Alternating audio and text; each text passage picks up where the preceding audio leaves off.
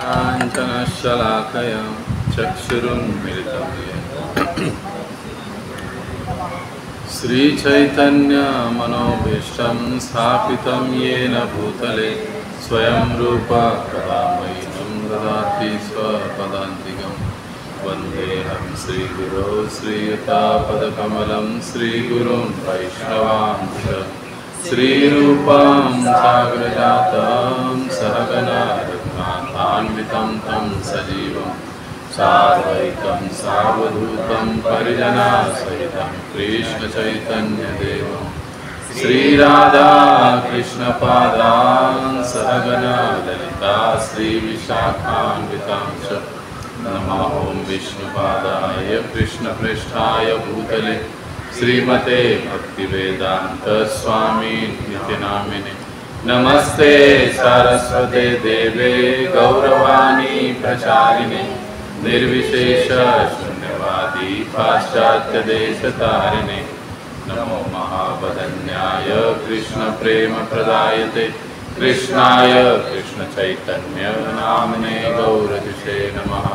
हे कृष्णा करुणा सिंधो दीनबंधो जगत्पते गोपेश गोपिका कांत राधा कांत नमोस्तुते तप्त कांचन गौरांगी राधे वृंदावनेश्वरी वृषभानुसुते देवी प्रणमामि हरिप्रिये वाञ्छाकल्पतरुभ्यश्च कृपा सिन्धुभ्यः च पतितानां पावनेभ्यो वैष्णवेभ्यो नमो नमः। जय श्री कृष्ण चैतन्य प्रभो नित्यानंद श्री अद्वैत गदाधर श्रीवासादि गौर भक्तविंद। हरे कृष्णा कृष्ण कृष्ण हरे हरे हरे राम राम राम हरे हरे। नाना शास्त्र विचारणैक निपुनो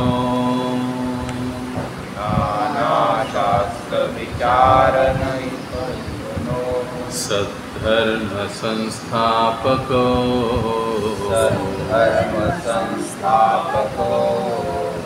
लोकानां हितकारिणो त्रिभुवने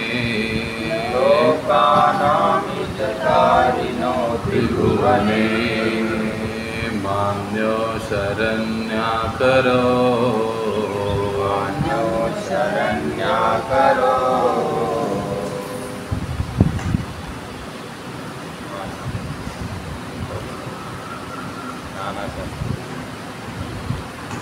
वंदे रूप सनातनो रघुयुगो वंदे रूप सनातनो रघुयुगो श्रीजीव गोपालको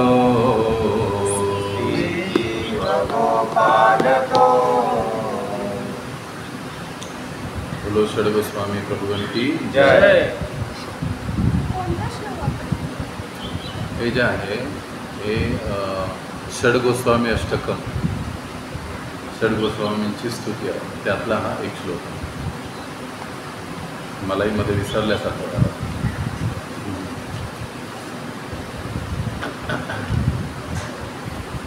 हां तुम्हाला आतमध्ये बघा ना त्या कासेमध्ये पुस्तक असं 2-3 पुस्तकं आहेत तो श्लोक को दोहराएंगे। वाचो वेगम मनसः क्रोध वेगम जिह्वा वेगम उदर उपस्थ वेगम एतान वेगान यो विषहेत धीरः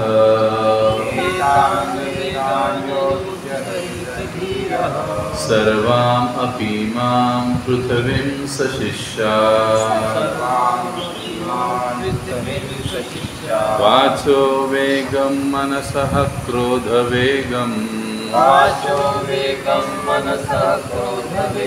जिह्वा वेगं उदर उपस्थ वेगं एतान वेगान यो विषहेत धीरः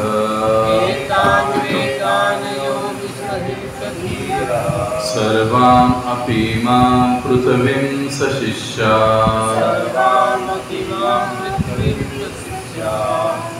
अभी 1 by 1 बोलेंगे।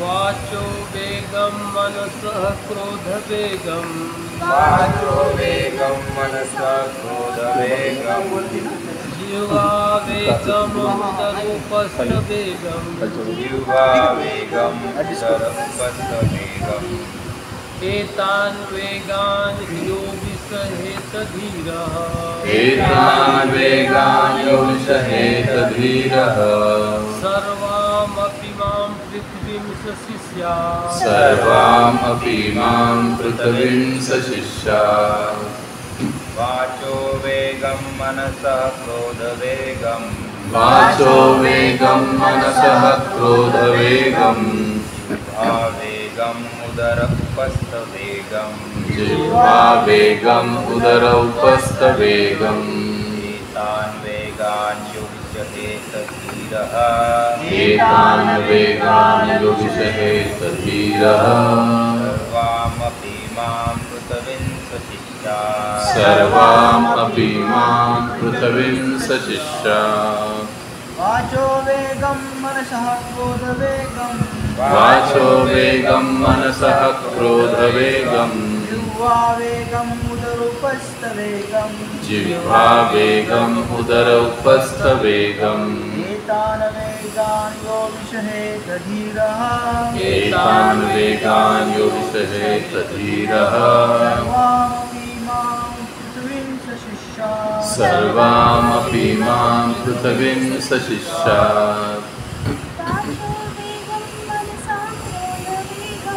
वाचो वेगं मनसः क्रोध वेगम् जिह्वा वेगम् उदर उपस्थ वेगम् एतान् वेगान् यो विसहेत धीरः सर्वामपि मां पृथिवीं सशिष्यात्। अनुवाद: वह गंभीर व्यक्ति जो वाणी के वेग को, मन की मांगों को, क्रोध की क्रियाओं को तथा जीव, उदर एवं जनन इंद्रियों के वेगों को सहन कर सकता है, वह सारे संसार में शिष्य बनाने के लिए योग्य है। तो अभी तक हम लोग 4 वेगों पर चर्चा कर चुके हैं। वाचो वेगम, मनस वेगम, क्रोध वेगम, जिह्वा वेगम।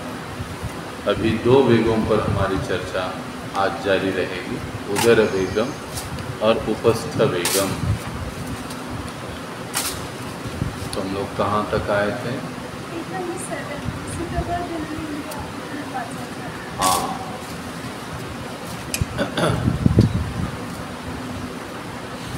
तो कौन पढ़ेगा अभी?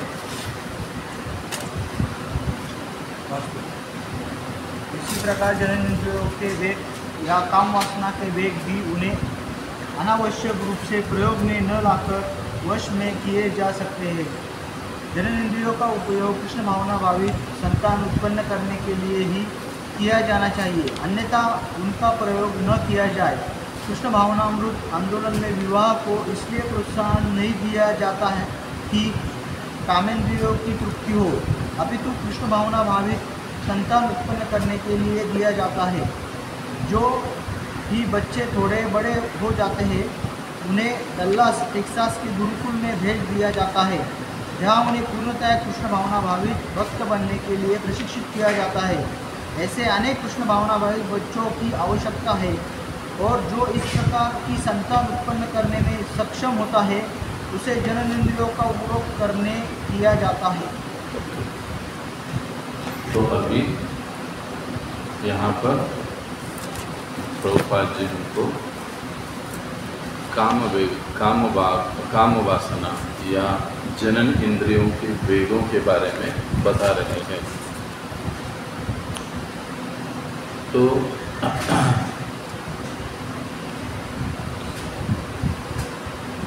जिसमें प्रभुपाद जी हमको समझा रहे हैं कि मनुष्य को चाहिए कि जनन इंद्रियों का उपयोग केवल संतान उत्पत्ति के लिए होना चाहिए, और वो भी कृष्ण भावना भवित संतान। इसके अलावा हमें इन जनन इंद्रियों का उपयोग करने की अनुमति नहीं है शास्त्र के अनुसार। जब हमें संतान की उत्पत्ति करनी है तभी हमें उपयोग करना चाहिए। इस प्रकार से प्रभुपाद जी समझा रहे हैं।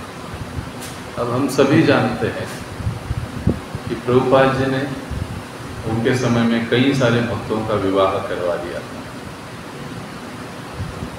प्रभुपाद लीलामृत में हम देखते हैं कई सारे उनके भक्तों का जो थे, जिन्होंने कहा कि भाई हम लोग ब्रह्मचारी नहीं रह सकते, तो फिर प्रभुपाद जी ने उनको विवाह के लिए अनुमति दी और उनका विवाह संपन्न हुआ सभी भक्तों में, वैष्णव पद्धति से भक्तों के सामने, भगवान के सामने। तो प्रभुपाद जी समझाते हैं कि विवाह का उद्देश्य ये है कि एक भक्त या कृष्ण भावना भावित संतान की उत्पत्ति करना। तो हम लोग कृष्ण भावना में विवाह को उत्तेजना देते हैं या प्रोत्साहन भी देते हैं। इसका कारण एक है कि वो है कि केवल कृष्ण भावना भावित संतान की उत्पत्ति हो। और जब ऐसे बच्चे पैदा होते हैं तो इन बच्चों को प्रभुपाद जी कहते हैं कि उस समय डल्लास टेक्सास में हमारे बड़े बड़े गुरुकुल थे और वहाँ पर बच्चों को भेज दिया जाता है और वहाँ पर उनको, जैसे आजकल हम गुरुकुल देखते हैं, इस्कॉन में कई सारे गुरुकुल होते हैं, तो उस समय प्रभुपाद जी के समय में ये 2 जगह पर काफ़ी बढ़िया से चल रहा था गुरुकुल। तो प्रभुपाद जी कहते कई सारे जगह से भक्त लोग अपने बच्चों को वहाँ पर ट्रेनिंग के लिए, प्रशिक्षण के लिए भेजते थे। तो प्रभुपाद जी कहते हैं कि फिर इन बच्चों को इस प्रकार से 5 की उम्र के बाद भेज देना चाहिए, जहाँ पर वे अच्छे से प्रशिक्षित हो जाएंगे और उत्तम कृष्ण भावना भावित भक्त बनेंगे। प्रभुपाद जी कहते हैं कि ऐसे बच्चों की हमें, यानी हमारे आंदोलन में बहुत आवश्यकता है। और अंत में प्रभुपाद जी कहते हैं कि जो इस प्रकार से संतान उत्पन्न करने में सक्षम होता है, इस प्रकार से मतलब कृष्ण भावना भावित संतान की उत्पत्ति करने के लिए जो सक्षम है, उसे ही जनन इंद्रियों का उपयोग करना चाहिए।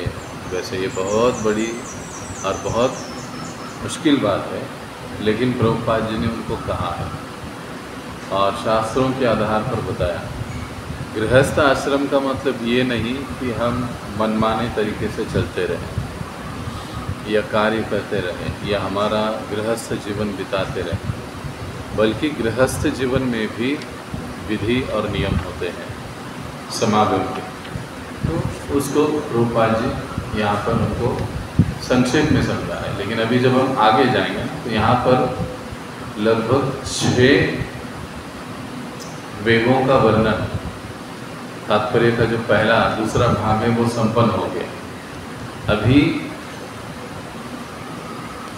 जो चर्चा चालू होगी तो भक्ति सिद्धांत सरस्वती ठाकुर जी का जो टीका है उपदेशामृत ग्रंथ पर, उसके आधार पर श्रील प्रभुपाद जी कुछ चर्चा करते हैं।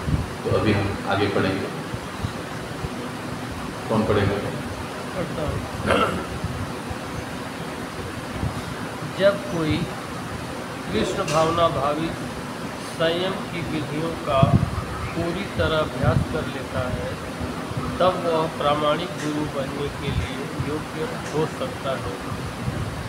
श्रील भक्ति सिद्धांत सरस्वती ठाकुर ने उपदेशामृत की अपनी अनुवृत्ति व्याख्या में लिखा है कि हमारी देहात्म बुद्धि से 3 प्रकार के वेग उत्पन्न होते हैं: बोलने का वेग, मन का वेग तथा शरीर के वेग।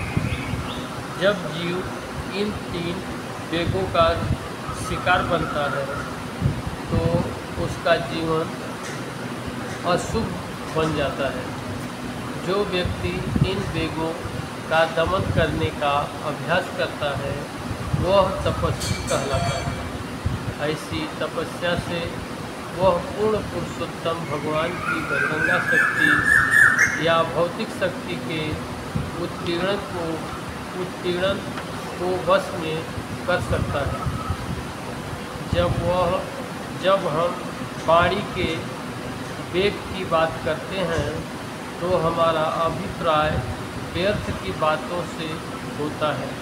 यथा निर्विशेष मायावादी दार्शनिकों की बातें या सकाम कर्मकांड में लगे हुए व्यक्तियों की बातें या उन भौतिकतावादी व्यक्तियों की बातें जो बिना रोक टोक के जीवन का भोग करना चाहते हैं।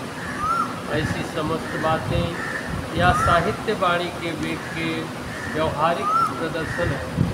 अनेक लोग व्यर्थ की बातें करते रहते हैं और व्यर्थ की पुस्तकें लिखते रहते हैं। वे सब वाणी के वेग का परिणाम है। इस प्रवृत्ति को निष्क्रिय करने के लिए हम अपनी बातों को कृष्ण कथा की ओर मोड़ना होगा। भगवद गीता श्रीमद् भागवतम 1.5.10-11 में इसकी व्याख्या की गई है। न यद्वच्चित्रपदं हरे यतो जगत् पवित्रं प्रकीर्तितकर्हिचित् तत्त्वाय संकीर्तनं सन्ति मानसा न यत्र हंसा निर्मन्ति। आगे बढ़ो। जो शब्द उन भगवान का यशोगान नहीं करते जो संपूर्ण ब्रह्मांड के वायुमंडल को अकेले ही पवित्र करने वाले हैं, वे साधु पुरुषों द्वारा कौओं के तीर्थस्थल जैसे माने जाते हैं। क्योंकि सर्वपूर्ण व्यक्ति दिव्य धाम के निवासी होते हैं, अतएव उन्हें वहाँ कोई आनंद प्राप्त नहीं होता। बस अभी इस पैराग्राफ में भक्ति सिद्धांत सरस्वती ठाकुर जी का जो अनुवृत्ति टीका है उसमें से प्रभुपाद जी हमको समझाने का प्रयास है। अभी जैसे पहले लाइन में दूसरे लाइन में प्रभुपाद जी कहते हैं कि हमारी देहात्म बुद्धि से 3 प्रकार के वेग उत्पन्न होते हैं। देहात्म बुद्धि का मतलब क्या है? मैं ये शरीर हूँ और शरीर से संबंधित सब कुछ सारा मेरा है, मेरे भोग के लिए। इस सोच को और इस सोच के अनुसार जो व्यक्ति जीवन जीता है उसे देहात्म बुद्धि या देहात्म बुद्धि वाला कहा है। तो ऐसे देहात्म बुद्धि से 3 प्रकार के वेग उत्पन्न होते। तो वजह समझा रहे हैं। बोलने का वेग यानी भक्ति सिद्धांत सरस्वती, मन का वेग और तीसरा शरीर का वेग। अब बोलने के वेग पर प्रभुपाद जी ने यहाँ पर चर्चा की है। अभी वाचो वेगम पहला हमारा हो गया, लेकिन फिर से यहाँ पर बोलने का यानी वाणी पर डिस्कशन हो रहा है। इसका मतलब ये रिपीटेशन नहीं है, इसको हमको समझना चाहिए कि वाणी के वेग को नियंत्रण में लाना कितना महत्वपूर्ण है। इसके लिए आचार्यों ने इसको 2 बार दोहराया। पिछली बार हमने वो कछुआ और 2 हंसों की कथा सुनी। जितना हम अपनी वाणी पर नियंत्रण रखेंगे, जितना हम मन के वेग को नियंत्रित करेंगे, जितना हम शरीर के वेग को नियंत्रण करने का प्रयास करेंगे, उतने हम तपस्वी कहलाएंगे। लेकिन जब कोई जीव या व्यक्ति बोलने के वेग का, मन के वेग का और शरीर के वेग का शिकार बन जाता है, यानी उसके अधीन हो जाता है, तो फिर उसका जीवन अमंगलमय हो जाता है। और जब वो नियंत्रण में लाने की कोशिश करता है तो जीवन कैसे होता है? मंगलमय होता है। इसीलिए इन तीनों वेगों को नियंत्रण में लाना बहुत महत्वपूर्ण है। जो व्यक्ति इन आवश्यकताओं को या वेगों को दमन करने का प्रयास करता है उसे तपस्वी कहते हैं। और जब कोई व्यक्ति ऐसी तपस्या करता है तो बहिरंगा शक्ति या भौतिक शक्ति के उत्पीड़न को वो वश में कर लेता है। बहिरंगा शक्ति जो हमको दुख तकलीफें बाहर से होती रहती है, अन्य जीवों से होती है, तो उस पर वो नियंत्रण पा लेता है। किसी ने मुझे कुछ कहा, मैं दिन भर उसके बारे में सोचते रहता। अरे उसने मुझे ऐसे कहा, मैं उसको ऐसे बोल सकता था, मैं उसको वैसे बोलूँगा। समय आए तो कंटिन्यू हम उसके ऊपर सोचते रहते हैं, बात करते रहते हैं। तो ये क्या हुआ है, ये एक प्रकार से हमारा उत्पीड़न हो रहा है, तकलीफ हो रही है इस बहिरंगा शक्ति के माध्यम से। लेकिन जब कोई व्यक्ति साधक इन वेगों पर नियंत्रण करने की कोशिश करता है तो इन उत्पीड़न को वो वश में कर लेता है। कोई बोलेगा तो भी फिर वो उसको दुर्लक्षित कर देगा, जानेगा, क्योंकि वो अपने आप को शरीर नहीं समझता। कई बार कोई कुछ हमको बोल देगा, मला बोला, उसे बोला, क्यों? क्योंकि हमको लगता है कि हम कोई विशेष है, मेरा कोई पोस्ट है, मेरा कोई इमेज है, और वो मेरे साथ ऐसी बात है। उसके ऊपर हम सोच के मानसिक तकलीफ पाल लेते हैं। लेकिन यहाँ पर भक्ति सिद्धांत सरस्वती ठाकुर क्या समझाते हैं कि जो व्यक्ति इन 3 वेगों को दमन करने की कोशिश करता है वो इन वेगों से उत्पन्न होने वाले दुखों को भी वश में कर लेता है। अभी जब हम वाणी के वेग की बात चलाते हैं तो हमारा अभिप्राय व्यर्थ की बातों से होता है। यथा निर्विशेषवादी दार्शनिकों का बोलना, जैसे पिछली बार हमने चर्चा की, भोगी भोग की बातें करेगा, ज्ञानी ज्ञान की बातें करेगा, निराकारवादी निराकार की बातें करेगा, इस प्रकार से मायावादी मायावाद की बात करेगा, इस प्रकार से हर कोई बात करने का प्रयास करेगा। लेकिन ये सारी बातें व्यर्थ की बातें हैं। अभी देखिए, जो इस पैराग्राफ में भी आगे हम समझते हैं, तो जो शरीर के वेग की बात हुई और वाणी की वेग की बात इन्होंने किया कि हमको व्यर्थ की बातें नहीं करनी चाहिए, और उससे हमको क्या करना चाहिए, व्यर्थ की बातें करने के बजाय अपनी बातों को हमें कृष्ण कथा की ओर मोड़ना चाहिए। अब यहाँ पर इस पैराग्राफ में देहात्म बुद्धि से उत्पन्न होने वाले 3 वेग, बोलने का वेग जिसके ऊपर हम पहले चर्चा कर चुके हैं, मन का वेग जिसके ऊपर हम लोग पहले चर्चा कर चुके हैं, और शरीर का वेग। तो शरीर के वेगों के भी 3 भाग होते हैं। उसमें पहला फिर से होता है जिह्वा का वेग, उदर का वेग, और फिर जनन इंद्रियों का वेग। जननेंद्रियों का वेग, ये 3 वेग शरीर के वेग कहलाए जाते हैं, जिसमें से पहले जिह्वा वेग की बात यहाँ पर भक्ति सिद्धांत सरस्वती ठाकुर हमको बता रहे कि अनावश्यक बातों को करने की बजाय हमको अपनी बातों को कहाँ पे मोड़ना चाहिए, कृष्ण कथा की ओर मोड़ना चाहिए। अभी इसके लिए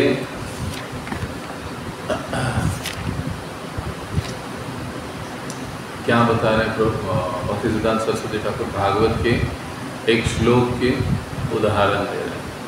न यत्वश्चित्र पदम हरेर यशो, जो शब्द भगवान के यशोगान नहीं करते, जो संपूर्ण ब्रह्मांड के वायुमंडल को अकेले पवित्र करने वाले हैं, वे शब्द साधु पुरुषों द्वारा कौवे के तीर्थस्थल जैसे माने जाते हैं। यानी जिन बातों में कृष्ण का जिक्र नहीं है, कृष्ण की लीलाओं का जिक्र नहीं है, कृष्ण के भक्तों का जिक्र नहीं है, कृष्ण के भक्तों की लीलाओं का जिक्र नहीं है, वह शब्द कैसे हैं, कौवे का तीर्थस्थल। कौवे का तीर्थस्थल क्या होता है? हाँ, स्मशान। ये उसका तीर्थ स्थल होता है। वो स्मशान में जाकर आधे गले सड़े मांस को खाते रहता है। देखो, जब हम निंदा करते हैं, हम लोग किसी भक्त की, किसी व्यवस्थापन की, किसी चीज़ की, या हम किसी के पीठ पीछे किसी की बात करते हैं, तो ये कैसे है? हम कौवा बन के स्मशान में जाके मरे हुए मुर्दे को खा रहे हैं। इतनी भयानक बात है, इसलिए उसको कौवे का तीर्थस्थल कहा गया।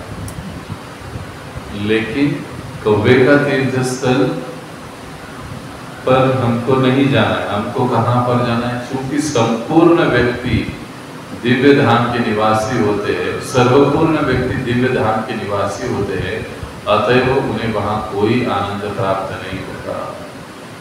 तो किसे आनंद प्राप्त नहीं होता है? इस प्रकार की बातों में, व्यर्थ की भौतिकतावादी बातें, मायावादियों की बातें, या फिर भक्तों की निंदा, व्यवस्थापन की निंदा बातें, ये सारी चीजें जो है, इन चीजों में उनको आनंद नहीं मिलता जो लोग दिव्य धाम के निवासी होते हैं, या जो वास्तविकता में प्रगट भक्त होते हैं। वो इस झमेले में आके गलती से बाय मिस्टेकली अगर ऐसे किसी के साथ गए, तो भी वो बार बार उन बातों को कहाँ पर मोड़ कर ले आते हैं? कृष्ण कथा की ओर। क्योंकि वाणी के वेग को नियंत्रण में लाने का यही सर्वोत्तम उपाय है। इसलिए जब भी हम भक्तों से मिलते हैं, तो हमारी शुरुआत ही कृष्ण कथा से होनी चाहिए, गीता के श्लोकों से होनी चाहिए, फिर बाकी के विषय आएंगे। जब ये विषय नहीं होते हैं, तब बाकी के विषय नहीं। जब ये विषय होते हैं, तो फिर बाकी के विषय नहीं होते हैं। अब आगे कौन पढ़ेगा? तद्वाद विसर्गो जनपद विप्लवो, सब पढ़ेगा। तद्वाद विसर्गो जनपद विप्लवो, यस्मिन् प्रति श्लोकमबद्धव्यत्यपि,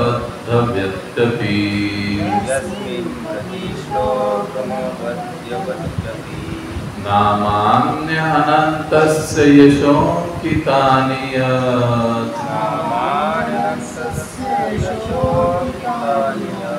शृण्वन्ति गायन्ति गृह्णन्ति साधवः।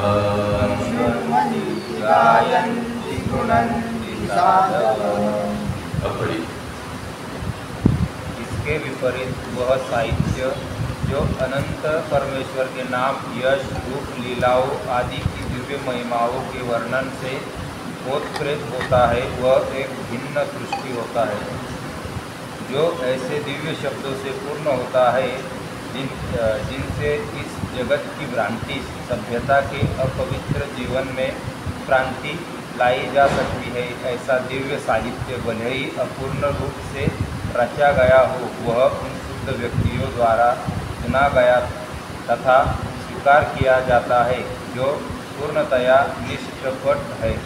ओके, अभी पहले भागवत के श्लोक में हमने क्या पढ़ा कि जो भक्त होते हैं उनको किन चीज़ों में भी रुचि नहीं होती है? व्यर्थ की बातों में, यानी कौवे के तीर्थ स्थल में उनको कोई रुचि नहीं होती है। अब जो भक्त है उनको किन चीज़ों में रुचि होती है?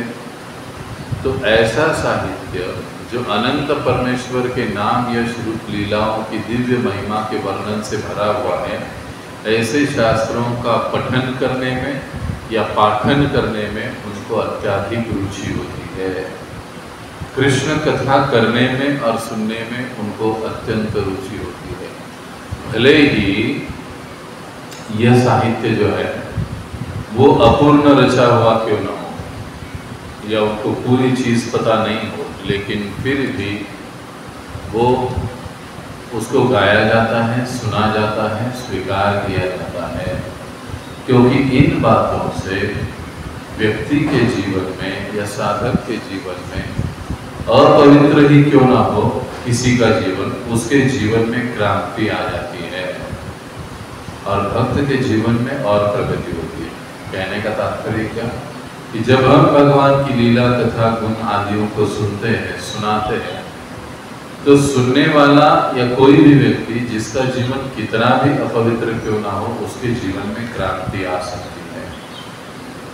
और सुनाने वाला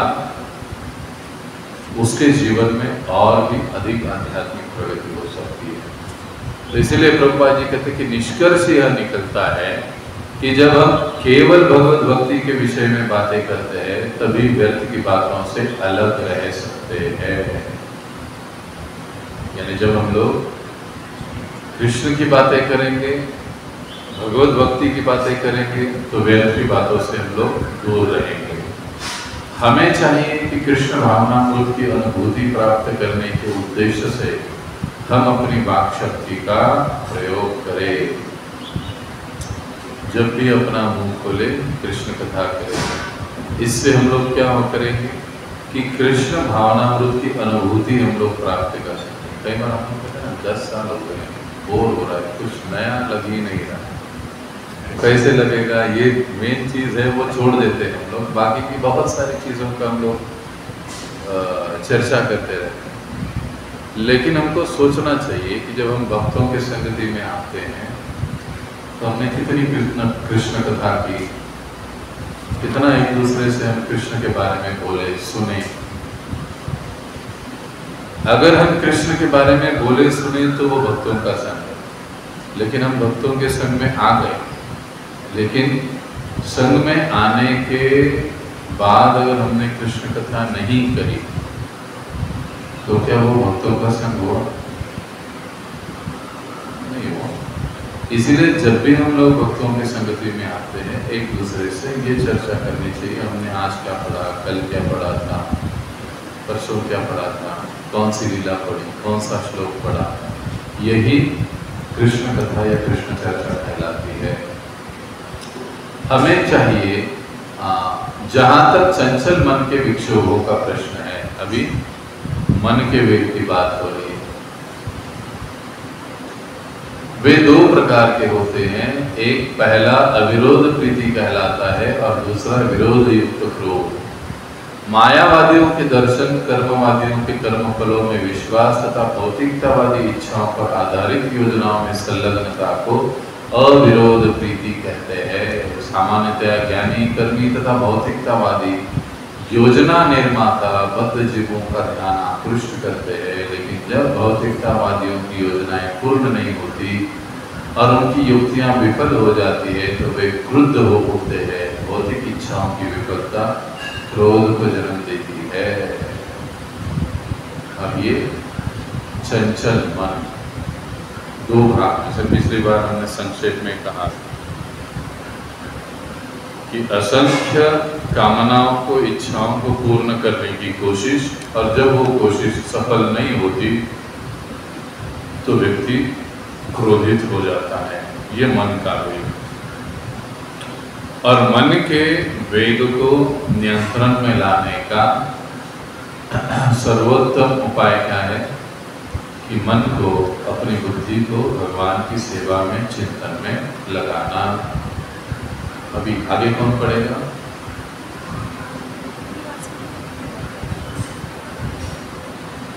इस प्रकार शरीर की आवश्यकताएं 3 श्रेणियों में बांटी जा सकती है। यथा जीव, उदर तथा जनन इंद्रियों की आवश्यकताएं।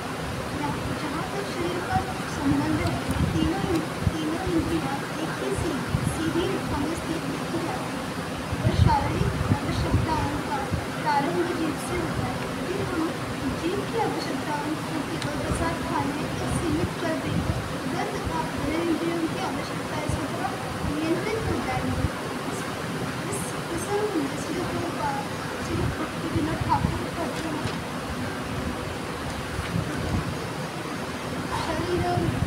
शरीर अविद्या जड़ेन्द्रिय ताहिका जीवे वेले विषय सागरे तार मध्य जीवाति लोभ माया सुदुर्मति काके चेता कठिन संसारे कृष्ण बड़ा दया माय करिबाहे जीवाजा स्वप्रसादन्न दिलो माय सेयन्नामृत पाओ राधा कृष्ण गुण गाओ प्रेमेड़ा तो श्री चैतन्य निताय जय निमाय जय निताय। अभी यहाँ पर बताया, जैसे हम लोग चर्चा की, शरीर के वेग तीन प्रकार के, जिसमें जिह्वा वेग, उदर वेग और जननेंद्रियों का वेग। अगर इन तीनों पर हमको नियंत्रण करना है तो सबसे पहले हमको वाणी को यानी जिह्वा को नियंत्रण में लाना होगा। और तात्पर्य में प्रभुपाद जी कहते हैं जीव, उदर और जननेंद्रिया तीनों एक ही सीधी लाइन में आते हैं शरीर के। यदि जीव को नियंत्रण में कर लिया जाए तो उदर भी नियंत्रण में आ जाता है और जननेंद्रिय भी नियंत्रण में आ जाता है। तो सबसे पहले काम है कि जिह्वा पर नियंत्रण करना, और उसके लिए हमको भक्ति विनोद ठाकुर जी का उदाहरण देकर बताया गया है। क्या बताया है? प्रसाद प्रार्थना। शरीर अविद्या जाल। शरीर कैसे है? अविद्या का जाल है। अब शरीर को अविद्या क्यों कहा गया है?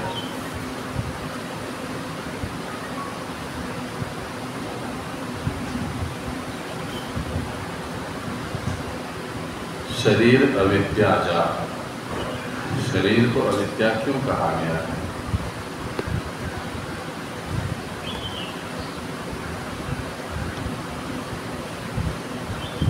ये शरीर नश्वर है। ओके, और शरीर नश्वर है।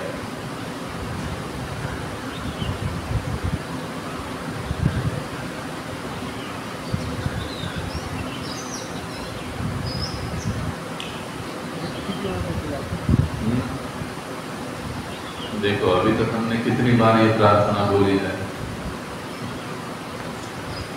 पहला ही शरीर को अविद्या का जाल क्यों कहा गया है?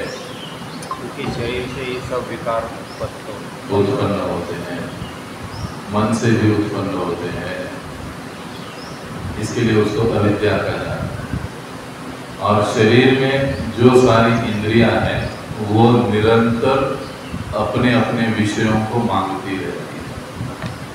उसके पीछे वो इंद्रियां दौड़ते रहते हैं।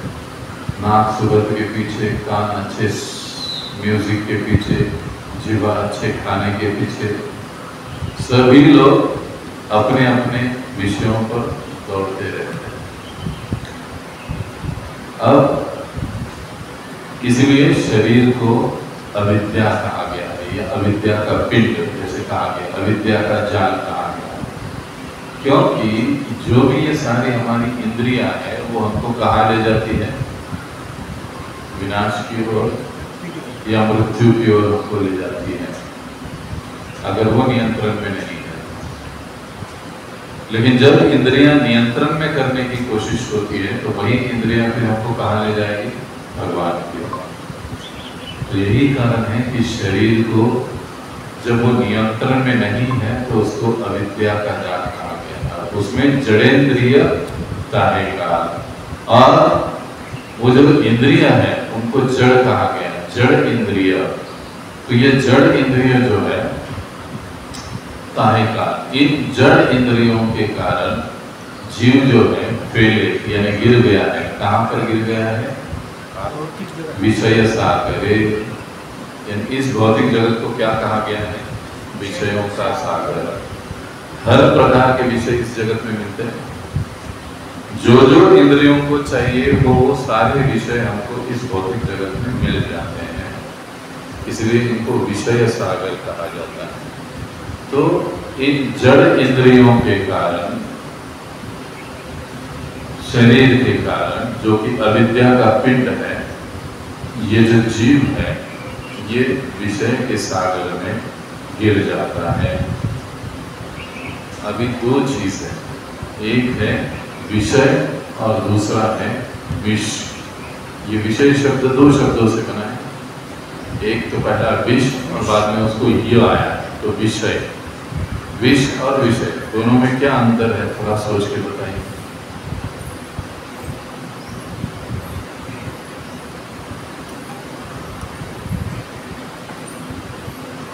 दोनों में अंतर नहीं।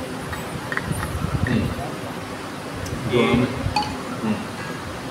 विषय भी हमें मृत्यु की ओर लेके जाते हैं, और विषय भी हमको मृत्यु की ओर, लेकिन विष हमको मृत्यु की ओर लेके जाते हैं। दोनों जी आप देखिए, अभी आपको एक क्लू देता हूँ। विष व्यक्ति को कितने बार मारता है? विष एक ही बार में मारता है और विषय हर बार मारते हैं। तो सबसे खतरनाक कौन है? विषय। इसीलिए हमको सारे आचार्य इतनी बार बार बताते हैं कि हमको विषयों से बचना चाहिए, इंद्रियों के विषयों से हमको बचना चाहिए। विष तो खैर हमको एक बार मारेगा, लेकिन ये विषय हमको बार बार मारेंगे, हर जन्म में मारेंगे। इस जन्म में मैं विष पीकर मर गया, लेकिन जरूरी नहीं अगले जन्म में विष पीकर मरूंगा, लेकिन इस जन्म में मुझे विषय मारेगा तो अगले जन्म में भी मुझे विषय मारेगा ही। यानी विषय से मैं बार बार मरने वाला हूँ। इसलिए बचना किससे चाहिए? विषयों से बचना चाहिए। अब आगे क्या है? और उसमें तार मध्य जीवा अति। अब इन सभी इंद्रियों में जीवा जो है लोभमय सुदुर्मति, ये इतनी लोभी है और वश करने में इतनी सुदुर्मति, वश करने के लिए इतना कठिन है कि कुछ पूछो मत। भक्त बनने के बाद भी हम लोग खाने के लिए कहाँ कहाँ नहीं दौड़ते हैं। कुछ बिहारी में अच्छा लगता है, वहाँ का क्वालिटी एक नंबर है, किसी का बढ़िया नहीं है। ये सारे क्या चीज़ें हैं? ये विषय की चीज़ें। भले हम प्रसाद ग्रहण कर रहे हैं, लेकिन हम प्रसाद के माध्यम से इंद्रिय भोग की ही कामना या इच्छा व्यक्त कर रहे हैं, या हम लोग उसको ही कर रहे हैं। इसलिए आध्यात्मिक जीवन में या कृष्ण भावना में साक्षात्कार मिलता नहीं। इसलिए भक्तिविनोद ठाकुर कहते अभी आगे आया देखो, ताके जेता कठिन संसार है। इतना कठिन ये संसार है, लेकिन कृष्ण बड़ा दयावान, भगवान श्री कृष्ण बड़े दयावान। कई बार जिह्वा जा, इस जिह्वा के माध्यम से ही वो हमको इस दुखमय जगत से पार करवा देते। सही अग्नामृत पाओ, वो हमको अपना प्रसाद देते हैं। और प्रसाद खाकर पाकर हम लोग उदर के वेग को, जिह्वा के वेग को और जननेंद्रियों के वेग को नियंत्रण में ला सकते हैं। और प्रसाद खाते खाते हमको क्या करना चाहिए? प्रसाद पाते पाते राधा कृष्ण गुण गाओ, राधा और कृष्ण का निरंतर गुण गाना चाहिए। इसलिए क्या कहा गया है? हम लोग मंदिर में बैठने के बाद महाप्रसादी गोविंद बोलते हैं, लेकिन घर में कितने लोग बोलते हैं? सामने आ गया, लेकिन घर में भी हमको ये बोलना चाहिए। ये जो प्रार्थना है ना पूरी, हमको जब हम घर में भी प्रसाद देते हैं तो हमको बोलना चाहिए, क्योंकि इस प्रार्थना को बोलने से हमको सच्चाई समझ में आती है। और प्रेम से प्रसाद के लिए फिर श्री चैतन्य महाप्रभु को, नित्यानंद प्रभु को भी बुलाना चाहिए। तो इस प्रकार से इस प्रार्थना के माध्यम से भक्तिविनोद ठाकुर, भक्ति सिद्धांत सरस्वती ठाकुर हमको ये समझाते हैं कि प्रसाद के द्वारा, जैसे जिह्वा का एक काम है बोलना, दूसरा काम है खाना। तो जब खाने की बात आती है तो जिह्वा पर नियंत्रण करना है तो कृष्ण प्रसाद खाओ। तो कृष्ण नया व्यक्ति है, वो कहेगा प्रभु जी कृष्ण प्रसाद एक खाओ तो मैं बड़ा पाव कैसे खा सकता हूँ, मैं चाइनीज कैसे खा पाऊंगा प्रभु जी। तो फिर इसके लिए उसको कहते जाओ अपने इस्कॉन में गोविंदा।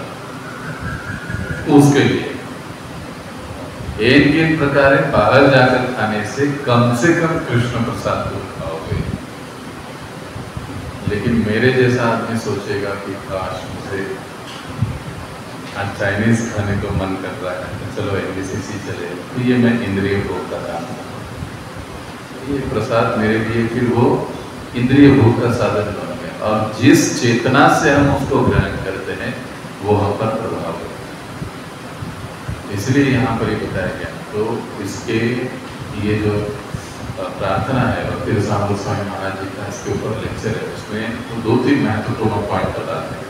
प्रसाद के एटिकेट्स के बारे में वो समझा रहे हैं कि जब भी हम प्रसाद लेते हैं तो हमको भगवान का कोई ना कोई ग्रंथ पढ़ना चाहिए। पढ़ना संभव नहीं है तो कुछ ना कुछ तो सुनना चाहिए। ये जरूरी होता है, क्योंकि हम जब सही चेतना में प्रसाद ग्रहण करते हैं, अगर ये कुछ नहीं हो सकता है तो कम से कम कीर्तन लगाकर कीर्तन सुनते सुनते प्रसाद पाना। उस सही चेतना में जब हम प्रसाद लेते हैं तो वो प्रसाद अपना काम और अच्छे तरीके से कर रहा है। दूसरा चीज महाराज जी बताते हैं कि प्रसाद लेते समय वातावरण प्रसन्न होना चाहिए, रखना चाहिए, स्वच्छता होनी चाहिए जहाँ पर हम जिस स्थान पर प्रसाद ले रहे हैं। और भक्तों के साथ प्रसाद ले रहे हैं तो बड़े ही प्रसन्न चित्त से ले रहे हैं। वो वहाँ पर बैठा है, मैं वहाँ पे नहीं बैठा, मैं उधर बैठूंगा। ऐसी चेतना के साथ अगर हम लोग प्रसाद ले रहे हैं तो फिर वो प्रसाद एक प्रकार से अपराध अपमान भी है, और वो हम लोग सही चेतना में ग्रहण नहीं करते। भक्तों के संग में, भक्तों के प्रसन्नता के साथ और भक्तों के साथ मिल बांट कर जब हम प्रसाद देते हैं तो वो प्रसाद हमारे जिह्वा को नियंत्रित करता है, हमारे उदर को नियंत्रित करता है, हमारे इंद्रियों को भी नियंत्रण में लाता है। अब तीसरी चीज महाराज जी बताते हैं, ये एटिकेट की बात है। जब हम प्रसाद देते हैं तेल डाले प्रसाद यहाँ तेल डाला है प्रसाद, अरे यहाँ मिर्ची डाली है, अरे इस प्रकार के कोई कमेंट्स हमको प्रसाद देते समय नहीं करने चाहिए। अच्छा, क्यों नहीं करने चाहिए? क्या कारण है सोचिए। प्रसाद भी एक भगवान का ही रूप होता है। ठीक है। और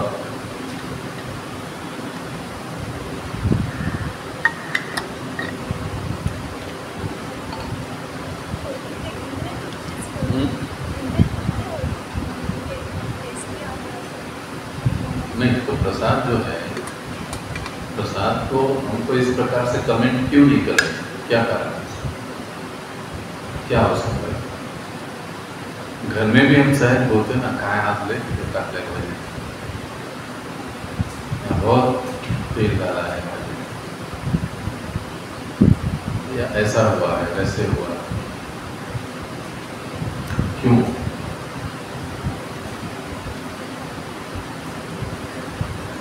ये प्रसाद हमारे सामने आया है, हमसे पहले किसने दिया है? भगवान। वो बेचारे कुछ नहीं बोले। एक प्रकार से हम भगवान की भी अवज्ञा कर रहे हैं। प्रसाद की तो कर ही रहे हैं अपमान, लेकिन भगवान ने तो उन्होंने ग्रहण कर लिया। आप देखिए यहाँ पर सोच ये नहीं होनी चाहिए कि प्रभु जी भगवान कैसे बोलेंगे ये प्रसाद तिखट डाला है, प्रसाद तीखा हुआ है। नहीं,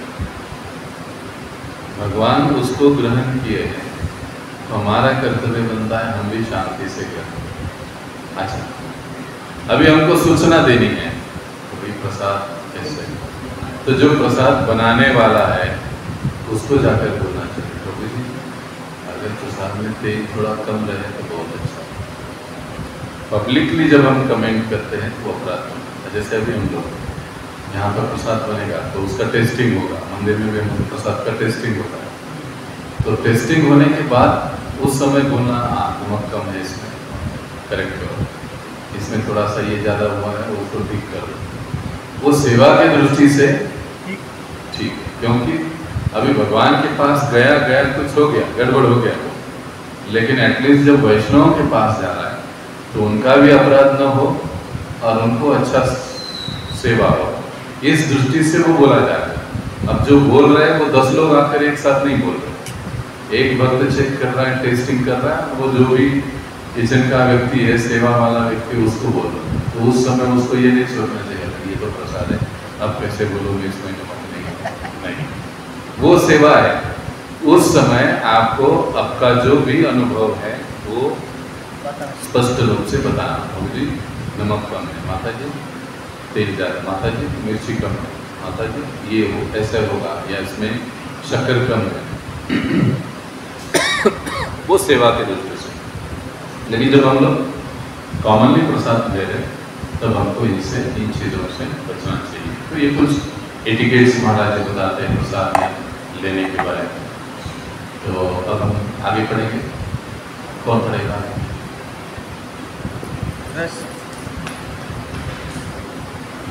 रसस्वाद रसस्वाद 6 प्रकार के हैं, और यदि कोई इनमें से किसी एक के द्वारा विचलित होता है तो वह जीभ के वेग से नियंत्रित होता है।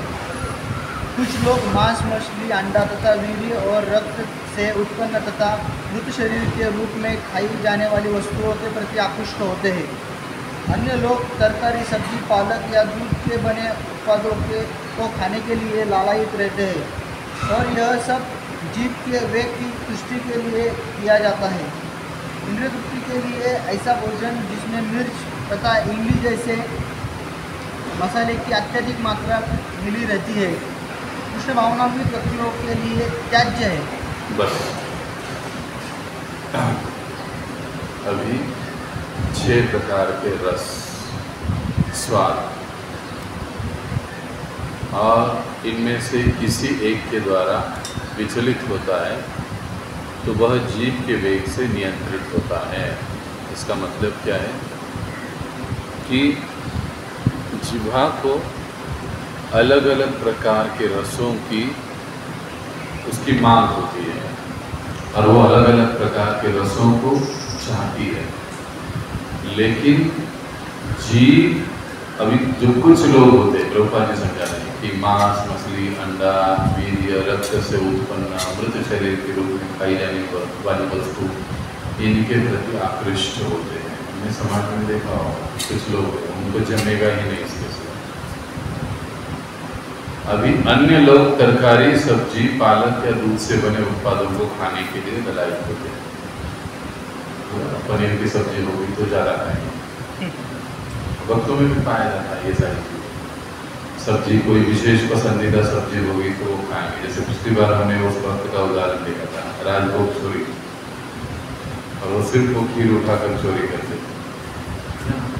तो हमारे स्वाद के अनुसार जब हम प्रसाद लेते हैं तो उसको भी इंद्रिय तृप्ति के दृष्टि से ही देखा जाता है, क्योंकि ये सारी चीज़ें किसके लिए की जाती है? अपने जीव के वेग की तुष्टि के लिए की जाती है। मुझे ये अच्छा लगता है, मैं यही बनाऊँ। मुझे करेला अच्छा नहीं लगता तो मैं भगवान को करेले की सब्जी क्यों बनाऊँ? है ना? तो फिर मैं करेले की सब्जी नहीं बनाऊँ, क्योंकि मुझे अच्छा नहीं लगता। अब मुझे कोई चीज़ अच्छी नहीं लगती है तो फिर हम लोग भोग में या भगवान को ऑफर करने में उसको नॉर्मली नहीं करते। सोचते कि अरे घर में कोई खाएगा नहीं, वेस्ट हो जाएगा।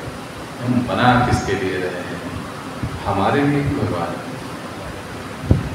इस भावना के साथ हमको घर में भी मतलब माता जियों को प्रसाद बनाना चाहिए। तो इंद्रिय तृप्ति के लिए ऐसा भोजन जिसमें मिर्च तथा इमली जैसे मसाले की अत्यधिक मात्रा मिली रहती है, कृष्ण भावना भावित व्यक्तियों के लिए त्याज्य है। अधिक मिर्ची खाना, अधिक खट्टी चीज़ें खाना, इमली का अत्यधिक उपयोग करना, ये भक्तों के लिए वर्ज्य माना जाता है, ये नहीं लेना चाहिए। अधिक मसाले डालना, सब्जी, मसालेदार सब्जी बनाना, वो खाना, ये सारी चीज़ें जो है वो जिह्वा के वेग को अनियंत्रित कर देती है। इसके लिए मसाले वाली चीज़ें हमको नहीं खानी चाहिए। मसाले भी हम लोग यूज़ करते हैं तो वो हमको चेक करना चाहिए कि मसाले सही है नहीं है। तो बाज़ार से अगर हम लोग कुछ मसाले लाते हैं तो उसमें हमको देखना चाहिए ओनियन गार्लिक है क्या है नहीं है, उसको हमको देखना चाहिए और वो सोच समझ के ही हमको उसको उपयोग में लाना चाहिए। पान, हरितकी, सुपारी, पान मसाला, तंबाकू, LSD, गांजा, अफीम, शराब, कॉफी, चाय का प्रयोग अवैध वेगों की पूर्ति के लिए किया जाता है। ये सारी जो चीज़ें हैं जो शरीर की अवैध वेग हैं उनको बढ़ाने के लिए और पूर्ति के लिए किए जाते हैं। लेकिन भक्त का जीवन कैसे होता है? वो प्रयास करता है कि शरीर की जो अनावश्यक वेग है उसको नियंत्रण में लाए, और अगर उसको इन वेगों को नियंत्रण में लाना है तो सबसे पहले उसको अपने आहार पर नियंत्रण करना पड़ेगा। अगर वो आहार पर नियंत्रण करेगा तो बाकी की चीज़ें नियंत्रित होना चालू हो जाएगी। लेकिन अगर आहार पर नियंत्रण नहीं रहेगा तो फिर हम कितना भी जप लें, कितना भी कुछ कर लें, हम लोग आध्यात्मिक जीवन में जल्दी आगे नहीं बढ़ पाएंगे। हम कृष्ण को अर्पित भोजन के उच्छिष्ट को ही स्वीकार करने का अभ्यास डालें तो माया के उत्पीड़न से बच सकते हैं। तरकारियाँ, अन्न, फल, दुग्ध उत्पाद तथा जल भगवान को अर्पित किए जाने के लिए समुचित भोज्य पदार्थ है, जैसा कि भगवान ने स्वयं संस्तुति की है। पत्रम पुष्पम फलम तोयम। महाराज क्या कहते हैं, भगवान ने शाकाहार की ओर निर्देश दिया है। अंडनम, चिकनम ये नहीं भगवान ने बोला है, भगवान शाकाहार की ओर से। किंतु यदि कोई स्वादिष्ट होने के कारण केवल प्रसाद ग्रहण करता है तो इसकी अधिक मात्रा खाता है तो वह जीव के वेग को तुष्ट करने का शिकार बन जाता है। तो अभी यहाँ पर क्लियरली बताया गया कि प्रसाद अच्छा है तो दबा कर खाओ, तो ये भी जीव के वेग को तुष्ट करने की बात है। हाँ, शरीर को जितना आवश्यक है उतना हमको हमेशा लेना ही चाहिए, लेकिन उससे ज़्यादा है। कई बार होता है ना, सब्जी बढ़िया है तो 2 की जगह 4 चपातियाँ चली जाती है, 5वीं के लिए भी मत तरसता है, लेकिन अभी यहाँ पर जगह नहीं, क्या करें। तो ऐसा प्रसाद लेना, ऐसा प्रसाद पाना, ये इंद्रिय भोग के अंतर्गत या जिह्वा के वेग को तुष्ट करने के अंतर्गत आता है। श्री चैतन्य महाप्रभु ने हमें शिक्षा दी है कि प्रसाद खाते समय भी अत्यंत स्वादिष्ट व्यंजनों से बचना चाहिए। स्वयं के लिए बढ़िया बढ़िया बना के खाओ। ये इतना जबरदस्त बुक है रूप गोस्वामी जी का कि हम गृहस्थ भक्तों की आंखें खोल के रख देगा। लेकिन कई बार होता है ना, ये एक बार पढ़ लेते हैं हम लोग, फिर पढ़ने के बाद भूल जाते हैं, सर्टिफिकेट भी मिल जाता है, फिर भूल जाते हैं उसको, फिर अपना चालू हो जाता है। फिर 10 साल के बाद कहेंगे तो फिर कुछ मज़ा नहीं आता है, बोर हो रहा है, और फिर व्यक्ति बदल जाता है ना। भक्तों को बदलते हुए भी देखते हैं ना हम लोग। इसके कारण है कि इन बेसिक चीज़ों को हम ध्यान में नहीं रखते हैं, यही उसका कारण है। कई सारे भक्त हम लोग देखते हैं कि इस्कॉन में कई सालों से वो जैसे कि वैसे ही, कोई उनमें बदलाव नहीं, क्योंकि इन बेसिक चीज़ों के ऊपर जो रूप गोस्वामी प्रभुपाद जी उनको बताते हैं उसके ऊपर वो ध्यानपूर्वक चलते हैं, होता है। और जब फाउंडेशन पक्का होता है तो बिल्डिंग हिलती नहीं। तो फाउंडेशन भूल जाते हैं तो फिर बिल्डिंग हिल जाती है। ये बहुत ज़रूरी है। तो प्रसाद, श्री चैतन्य महाप्रभु ने शिक्षा दी है कि प्रसाद खाते समय भी अत्यंत स्वादिष्ट व्यंजनों से बचना चाहिए। यदि हम ऐसा उत्तम भोजन करने के मनोभाव से अर्च विग्रह को स्वादिष्ट व्यंजन अर्पित करते हैं तो हम जीव की आवश्यकताओं को पूरा करने के प्रयास में लग जाते हैं, न कि भगवान को प्रसन्न करने में। आज चलो, आज क्या है, सब कुछ है मंदिर में, आज बढ़िया से ये बनाएंगे, ये खाने को मन कर रहा है, भगवान भी खाएंगे, हम भी खाएंगे। मेरे काउंसलर कहा करते थे कि भगवान कोई हमारे लिए बहुत अच्छा शब्द यूज करते थे, अन्न को निष्पाप करने की मशीन नहीं है कि तुमको जो चाहिए वो तुम बनाओगे, भगवान को देंगे, भगवान उसमें से पाप निकाल देंगे और तुमको देंगे। तो भगवान को हमको ऐसी मशीन नहीं बनाना चाहिए, बल्कि जब हम भगवान को अर्पित कर रहे हैं तो हमको ये सब देखना चाहिए कि क्या ये मेरे संतुष्टि के लिए मैं कर रहा हूँ, कि वाकई में मुझे लग रहा है कि आज मुझे भगवान को ये खिलाना है, इसके लिए मैं बना रहा हूँ। अभी हमारे लिए यदि हम किसी धनी व्यक्ति का आमंत्रण इस विचार से स्वीकार करते हैं कि वहाँ स्वादिष्ट भोजन करने को मिलेगा, तो हम भी जीव की आवश्यकताओं को पूरा करने का प्रयास करते हैं। यानी हमको कई सारे लोग बुलाते हैं ना, प्रभु जी प्रसाद के लिए आइए, प्रभु जी कथा के लिए आइए, फिर हम लोग भी सोचते हैं अरे बढ़िया मालदार पार्टी है, बढ़िया माल्टो को कार्यक्रम होगा। तो ऐसे विचार से अगर हम लोग इन चीज़ों को, बातों को स्वीकार करते हैं तो फिर हमारा आध्यात्मिक प्रगति अच्छे से नहीं होगा। हमको बड़ा सावधान रहना चाहिए। देखिए अभी चैतन्य चरितामृत में बहुत ऊंची बात बताई गई है और जोर का एक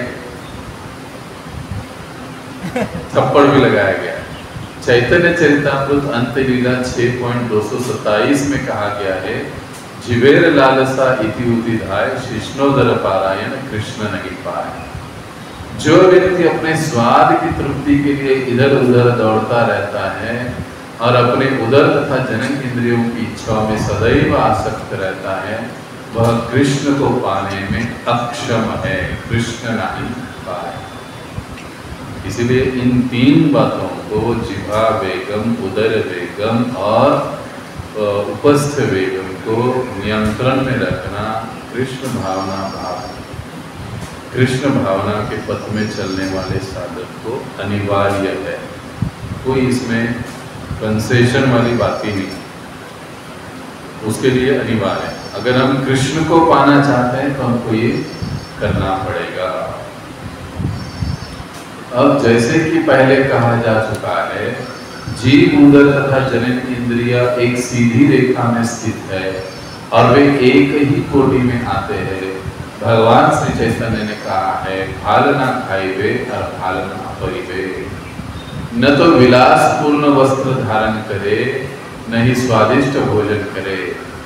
जो लोग उदर रोग से पीड़ित है, वे उदर के वेगों को वश में लाने में अक्षम रहते हैं। कम से कम इस विश्लेषण से तो यही लगता है, जब हम आवश्यकता से अधिक खाना चाहते हैं तो हम स्वतः अनेक असुविधाओं को जन्म देते हैं। किंतु यदि हम एकादशी तथा जन्माष्टमी जैसे दिनों में उपवास रखें तो हम उदर की आवश्यकताओं पर अंकुश लगा सकते हैं। अभी उदर की आवश्यकताओं को कैसे हम नियंत्रण में ला सकते हैं? उपवास रखकर, एकादशी, जन्माष्टमी, आचार्यों का आविर्भाव, तिरुभाव, इन दिनों में जब हम व्रत करते हैं, उपवास रखते हैं, तो हम उदर के वेगों को नियंत्रण करते हैं, नियंत्रित करने की कोशिश में लग जाते हैं। अभी यहाँ तक किसी को कोई प्रश्न है?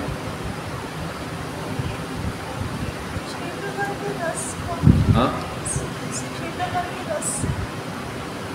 6 प्रकार के रस, पदार्थों के रस, तीखा, मीठा, खट्टा, खारा, ये सारे 6 प्रकार के रस। और हर एक को अलग अलग रस पसंद होता है। देखिए, किसी को नमकीन पसंद होता है, किसी को मीठा पसंद होता है, किसी को और कुछ खट्टा पसंद होता है।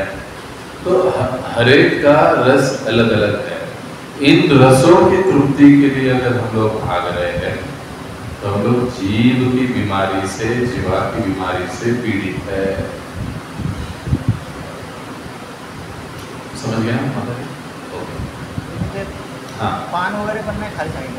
नहीं, पान नहीं खाना है। अभी जगन्नाथ जी को पान ऑफर किया जाता है ना? कई बार भक्तों का प्रश्न होता है, प्रभु जी प्रसाद है। अभी यहाँ पर भी हम लोग कृष्णचंद्र जी को लगाते हैं, भोग लगाते हैं रात के समय। हाँ, और फिर उसको बांट देते हैं। तो वो मतलब टन बाय टन हम भक्तों को देते रहते हैं, हर रोज किसी एक को नहीं मिलता है। तो फिर उसको बांट देते हैं। तो वो एक स्थान पर प्रभुपाद जी कहते हैं कि भक्तों को नहीं खाना चाहिए। भले ही वो ऑफर किया क्यों न हो, लेकिन नहीं खाना चाहिए। और कुछ भक्त लोग नहीं खाते, लेकिन प्रसाद के रूप में कुछ भक्त उसको स्वीकार करते हैं, लेकिन हमको उसके आदी नहीं होना चाहिए, ये जरूरी है। तो प्रसाद के रूप में यदि है तो हम लोग उसको ले सकते हैं एक आध बार, रोज रोज, हफ्ते में 3 दिन, 2 दिन, 4 दिन। जैसे कभी जगन्नाथपुरी गए, सौभाग्य से हमको मिल गया, ठीक, लेकिन वो हर रोज नहीं कि भाई मुझे पान खाना है तो मैं अभी घर में भगवान को ऑफर करके खा लूँगा वाली बात नहीं होनी।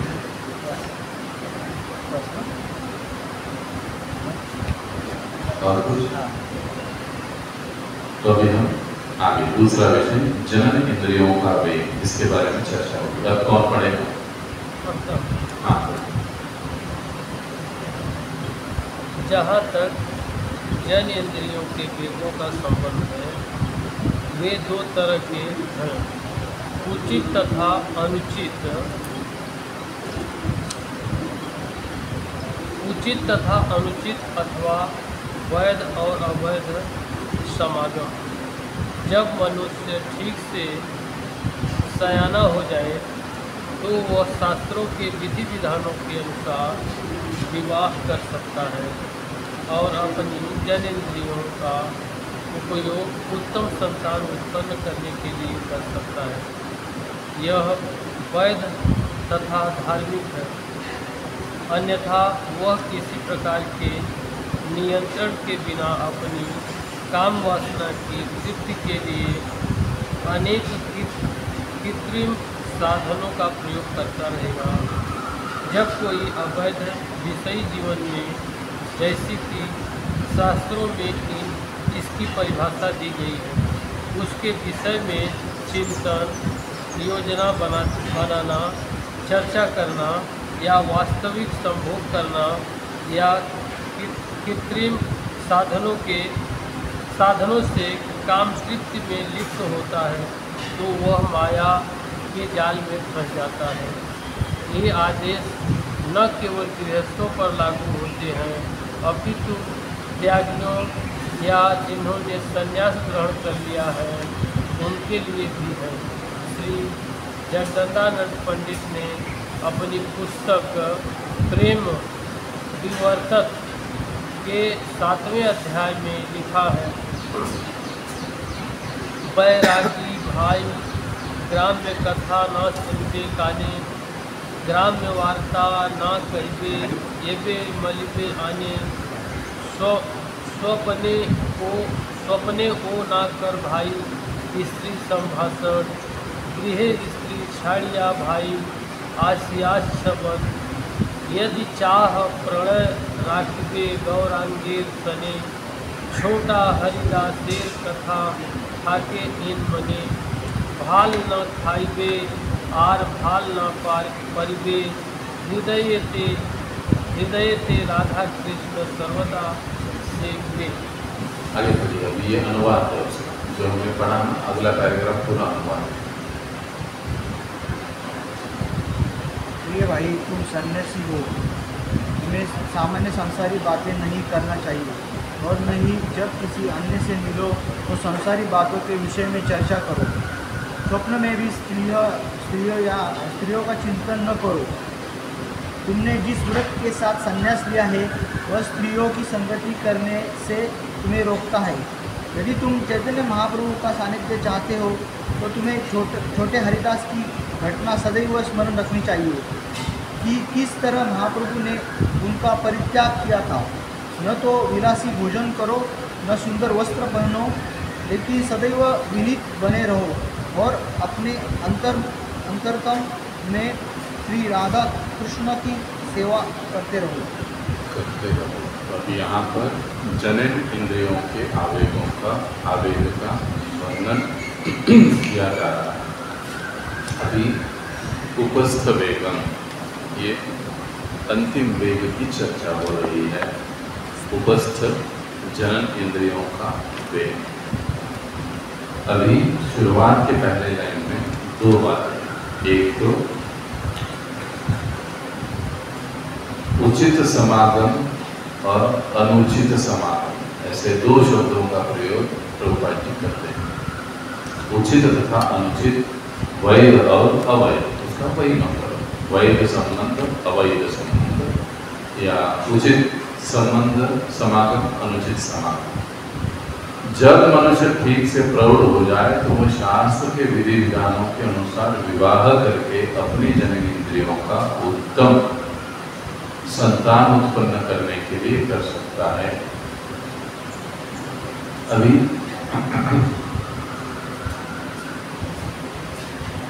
यही वैध तथा धार्मिक है। अभी सबसे पहले वैध समागम का उदाहरण कि गृहस्थ आश्रम के अंतर्गत ही वैध समागम किसे कहा जाता है? शास्त्र के अनुसार विवाह करते। आजकल हम देखते हैं कि छोटे छोटे बच्चे भी पागल होते जाते हैं, लेकिन शास्त्र हमको समझाते हैं कि उचित उम्र में विवाह करने के पश्चात ही हमें संतान उत्पत्ति के उद्देश्य से समागम करना चाहिए, चाहे स्त्री हो चाहे पुरुष हो।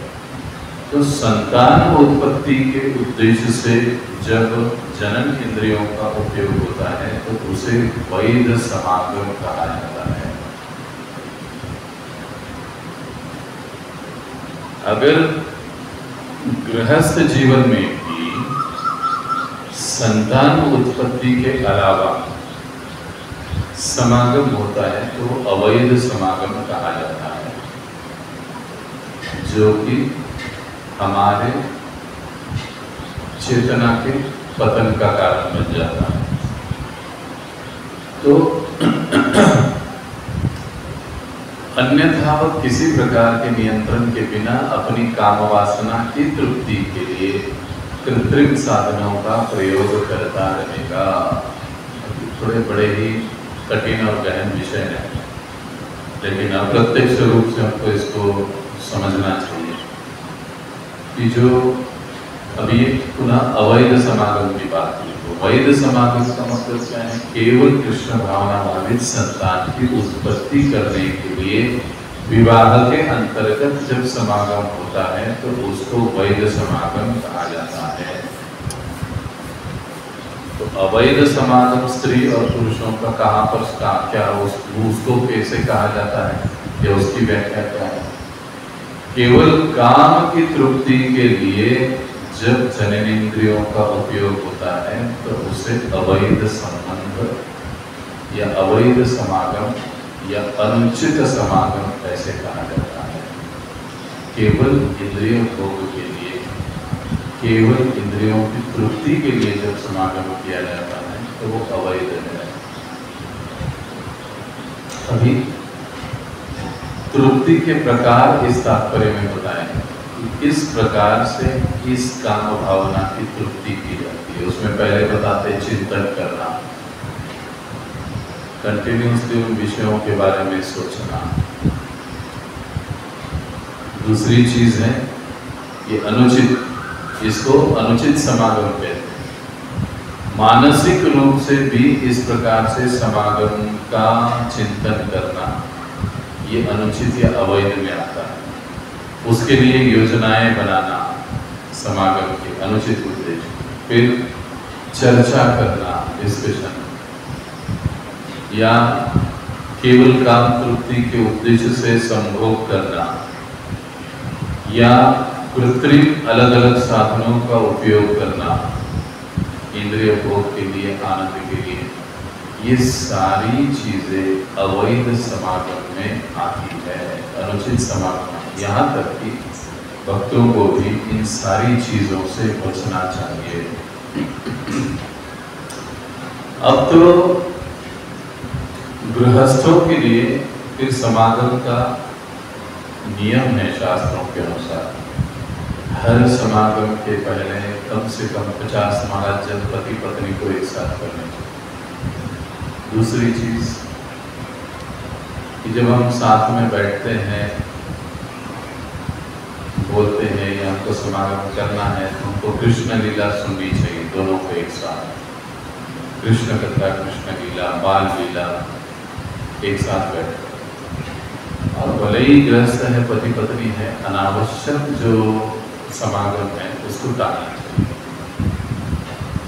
ये गृहस्थों के लिए कुछ मोटा मोटी नियम है, गृहस्थ भक्तों के लिए।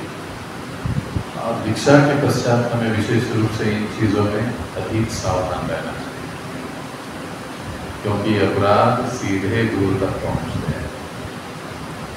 अनावश्यक चीजें, अवैध या व्यभिचार की बातें, इन चीजों से हमको अक्सर बचे रहना चाहिए। अभी जब अवैध समागम होता है तो उसका परिणाम क्या होता है, ये भी समझने जैसी बात है।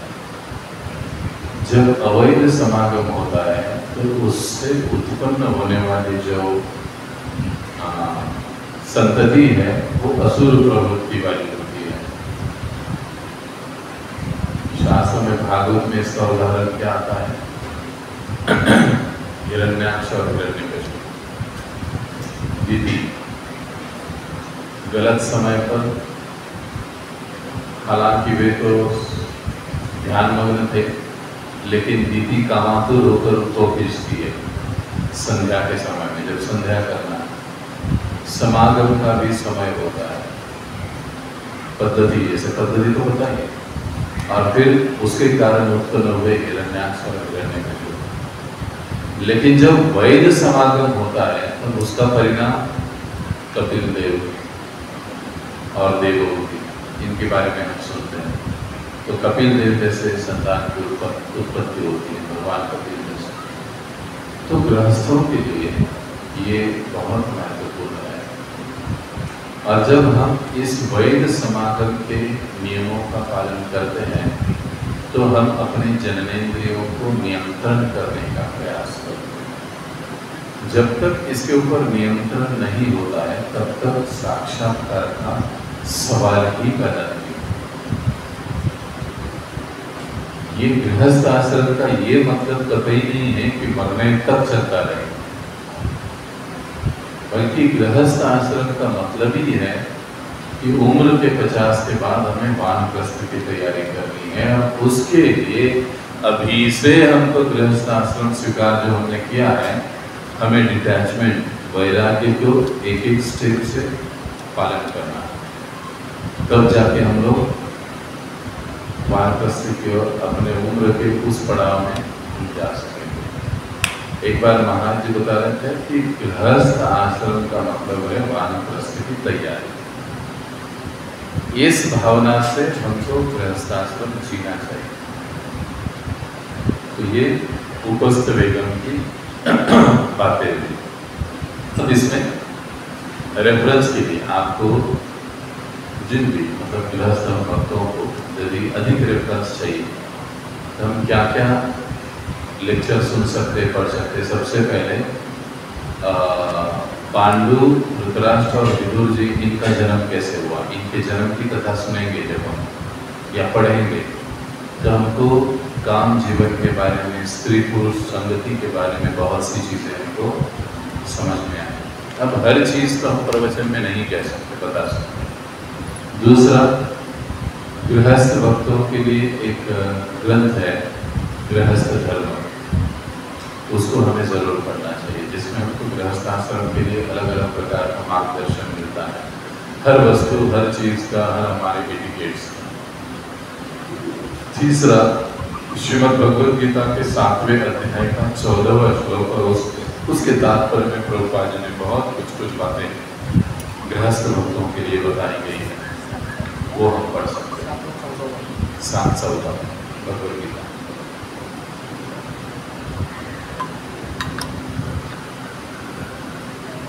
उसके बाद हम पहला पांडु धृतराष्ट्र विदुर जन्म कथा वो हमको पढ़ना चाहिए, सुनना चाहिए।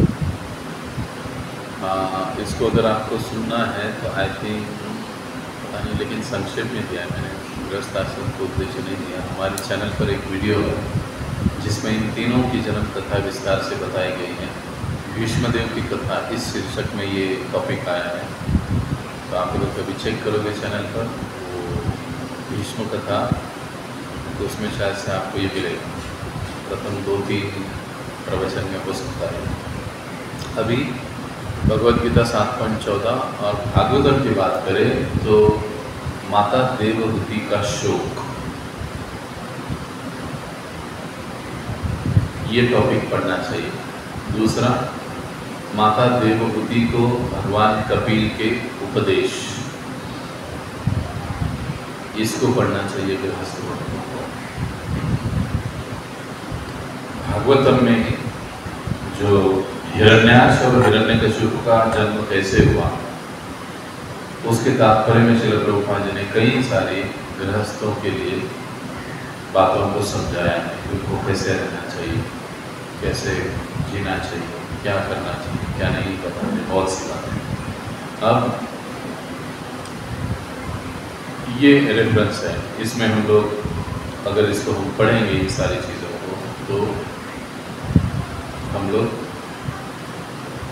उपस्थ वेदों को अच्छे से नियंत्रण कर सकते। गृहस्थ के लिए प्रभुपाद जी समझाते हैं, हम भक्तों के लिए, गृहस्थ भक्तों के लिए विग्रह सेवा में जुड़ना,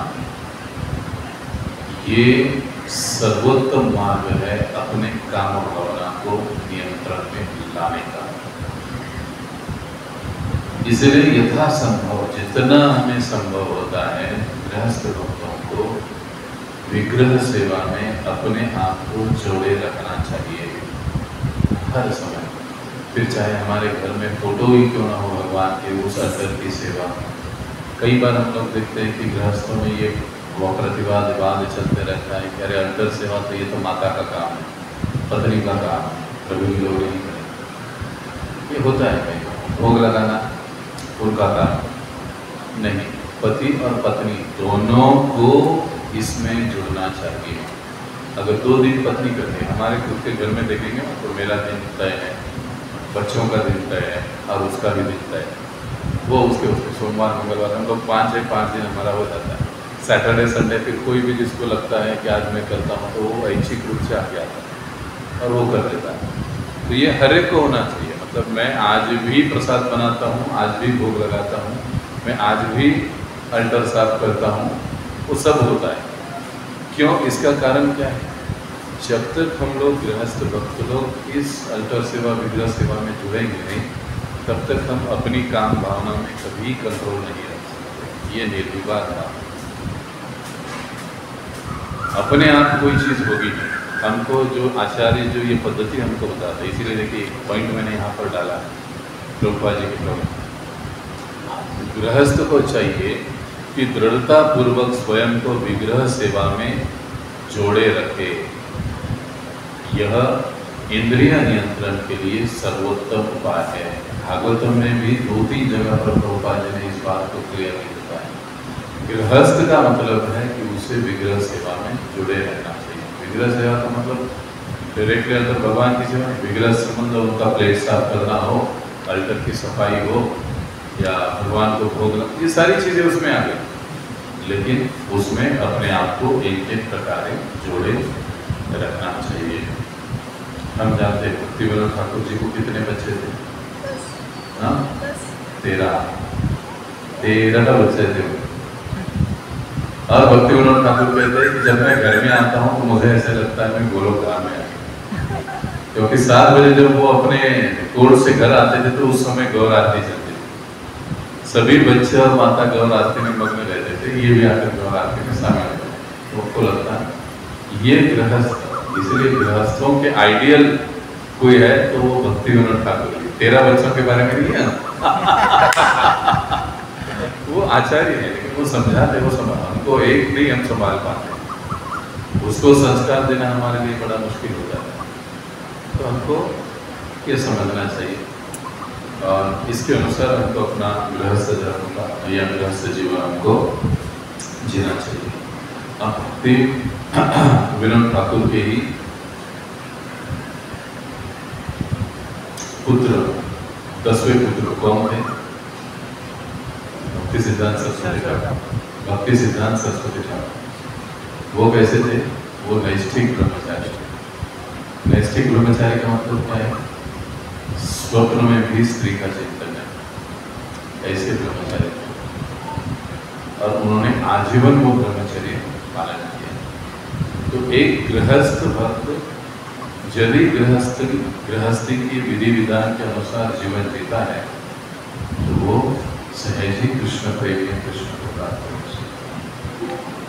इसलिए हमको विशेष रूप से भक्तिविनोद ठाकुर जी के जो ये तात्पर्य है, इसलिए जानबूझकर हमने ये पूरा जो ग्रंथ है ना, अधिक तौर पर हम जो भी चर्चा कर रहे हैं ना, इसका मैक्सिमम भाग भक्तिविनोद ठाकुर जी का जो उपदेशात्मक ग्रंथ पर टीका है उसमें से लिया गया और जो प्रभुपाद जी का है उसके ऊपर हम साइड बाय साइड डिस्कशन कर रहे हैं। तो अभी हम अंतिम निष्कर्ष पढ़ेंगे, तो फिर ये पूरा पहला श्लोक समाप्त होगा। जानबूझकर हम इस श्लोक को बहुत स्लो और डिटेल में लिए हैं। अभी अंतिम पढ़िए, कौन पढ़ेगा? अब ये 6 वेदों का जो चर्चा हुई उसका निष्कर्ष प्रभुपाद को समझा रहे हैं। निष्कर्ष यह है कि जो कोई वाणी, मन, क्रोध, जीव, उदर तथा जनेंद्रियां इन 6 को वश में कर सकता है, उसे स्वामी या गोस्वामी कहा जा सकता है। स्वामी का अर्थ है मालिक तथा गोस्वामी का अर्थ है गो अर्थात इंद्रियों का स्वामी। जब कोई संन्यास ग्रहण करता है तो वह स्वतः स्वामी की उपाधि धारण कर लेता है। इसका अर्थ यह नहीं होता कि वह अपने परिवार, जाति या समाज का स्वामी है, अपितु उसे अपनी इंद्रियों का स्वामी होना चाहिए। जब तक कोई अपनी इंद्रियों का स्वामी न हो ले तब तक उसे गोस्वामी नहीं कहना चाहिए, अपितु उसे गोदास अर्थात इंद्रियों का दास कहना चाहिए। वृंदावन के 6 गोस्वामियों के पद चिन्हों पर चलकर समस्त स्वामियों तथा गोस्वामियों को भगवान की दिव्य प्रेममयी सेवा में लग जाना चाहिए। इसके विपरीत जो गोदास हैं वे इंद्रियों की सेवा में या भौतिक जगत की सेवा में लगे रहते हैं। उनके पास कोई अन्य कार्य नहीं रहता। प्रहलाद महाराज ने गोदास का और अधिक वर्णन अदांत गो के रूप में किया है, जो ऐसे व्यक्ति का सूचक है जिसकी इंद्रियां संयमित नहीं हैं।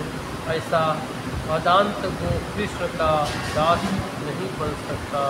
श्रीमद् भागवतम 7.5.30 में प्रहलाद महाराज ने कहा है। अभी इसको हम सभी पढ़ेंगे।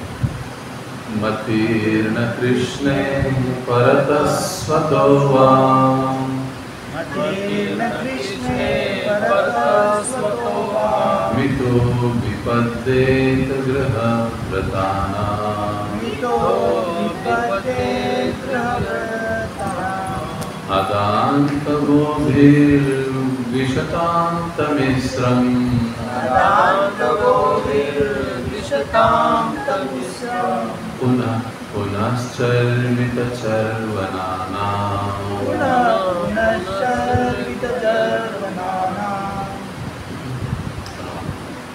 जिन लोगों ने अपनी इंद्रियों की तृप्ति के लिए इस भौतिक जगत में अपना अस्तित्व बनाए रखने का निश्चय कर लिया है, उनके लिए न तो निजी प्रयास से, न अन्यों के उपदेश से, न ही सभाओं से कृष्ण भावना भावित होने की कोई संभावना है।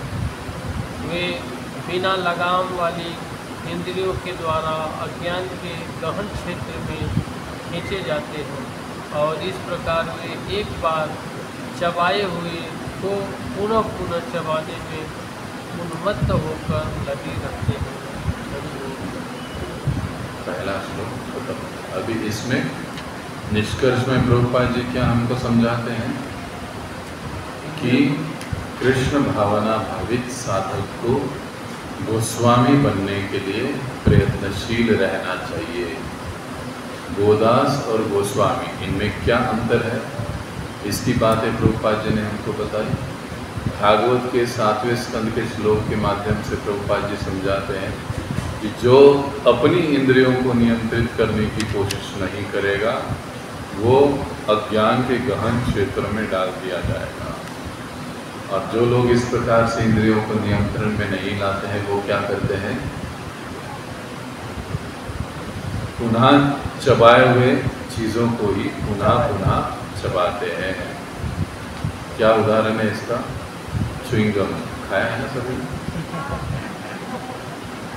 उसी को बार बार चबाते हैं। जब तक निरस नहीं होता है तब तक उसको चबाते रहते हैं। कुछ समय के बाद वो आदत सी हो जाती है, टेस्ट नहीं है तो भी मुंह हिलते रहता है।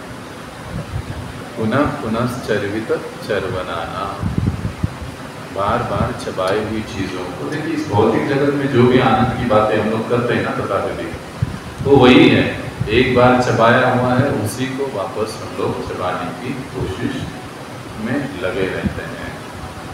तो ये हुआ पहला श्लोक। अभी एक चीज़ हमको रह गया, एक पॉइंट, वो क्या? उदर वेगम में जब हम प्रसाद लेते थे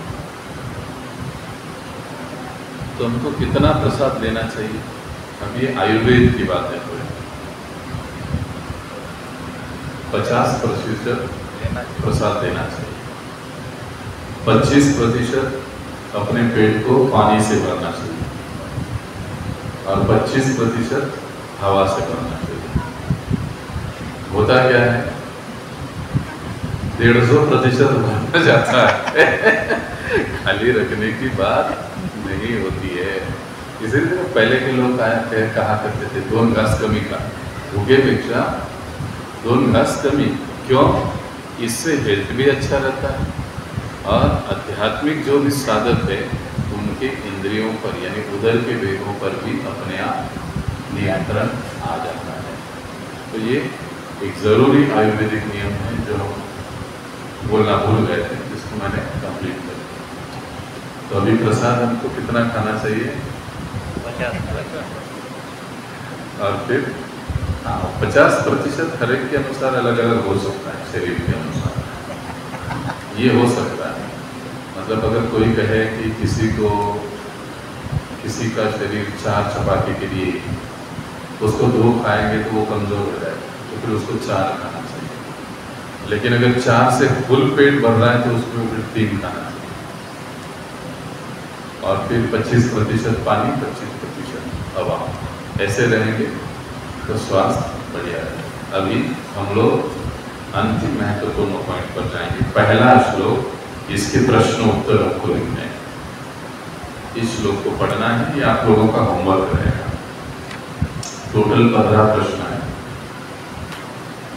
तो हम लोग इसको प्रश्नावली, श्लोक संख्या 1 प्रश्नावली, एक वाक्य में जवाब दीजिए।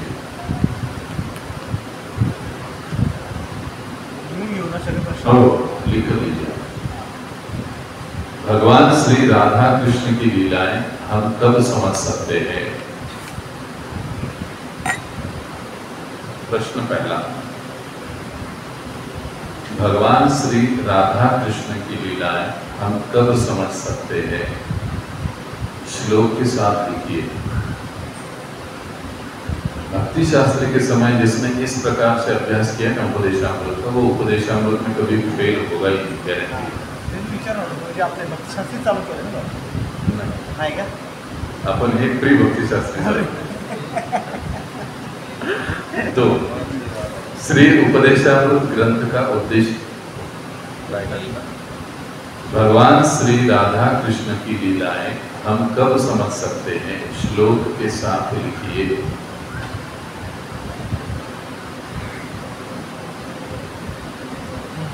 तो उपदेशामृत ग्रंथ का उद्देश्य क्या है?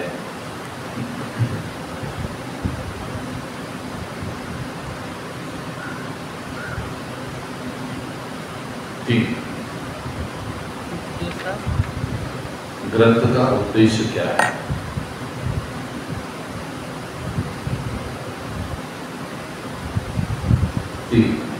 आध्यात्मिक साधक का सर्वप्रथम कर्तव्य क्या है?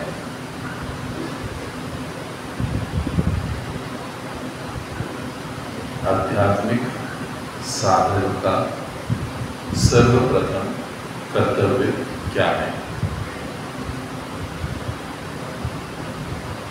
4, कौन व्यक्ति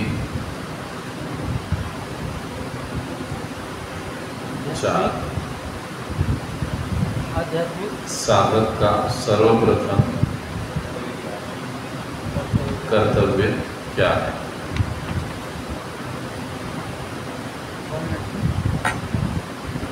4, कौन व्यक्ति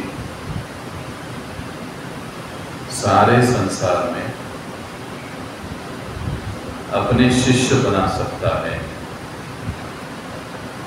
श्लोक के साथ लिखिए।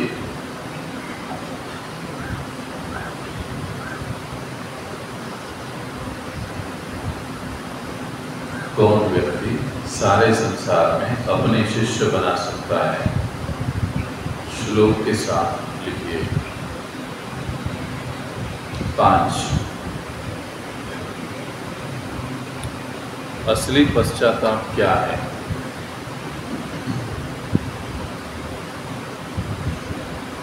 5 असली पश्चाताप क्या है?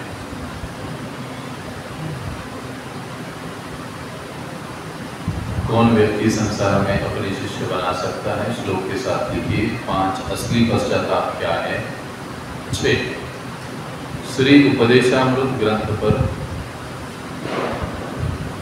कितने श्री उपदेशामृत, अभी ये पूरा लिखने की जरूरत नहीं, NOI कर दीजिए, नेक्टर ऑफ इंस्ट्रक्शन सीधा। श्री उपदेशामृत ग्रंथ पर कितने और कौन से आचार्यों ने टीका लिखी है?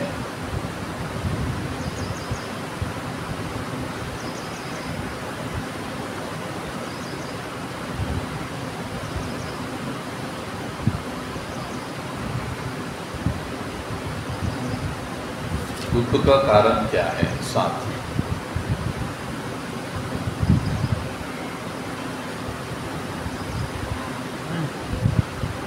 उसी में पाप किसके कारण होता है?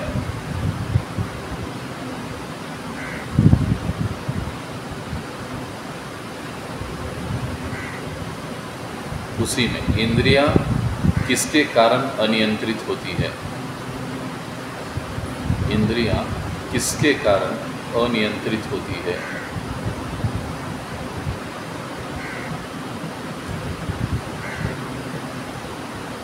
प्रश्न 8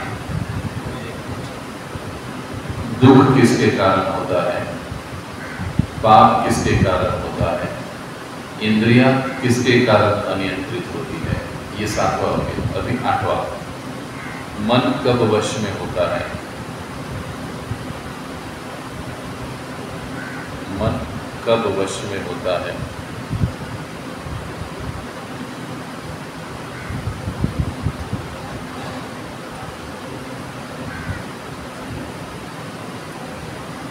नौ वाणी नियंत्रण में कैसे होगी? श्रीमद् भागवत का श्लोक लिखिए, यशवी का श्लोक लिखिए, ऐसे डाल दीजिए शॉर्ट। वाणी नियंत्रण कैसे होता है?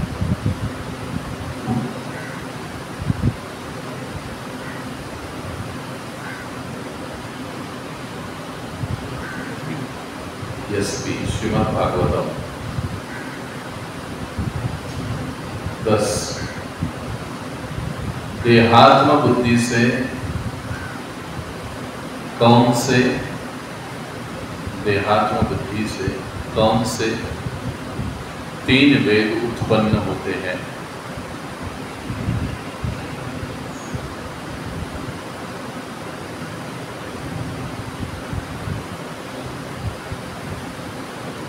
देहात्म बुद्धि से कौन से 3 वेग उत्पन्न होते हैं? 11 कौन व्यक्ति कृष्ण की प्राप्ति नहीं कर सकता?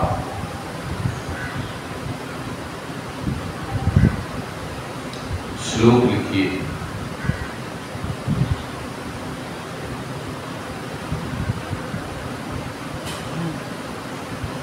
गोस्वामी और गोदास शब्द की व्याख्या दीजिए।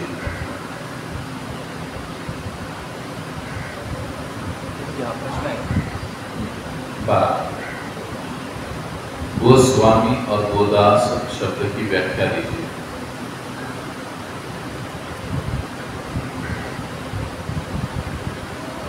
तेरा आहार के प्रकार लिखिए एवं उदाहरण दीजिए।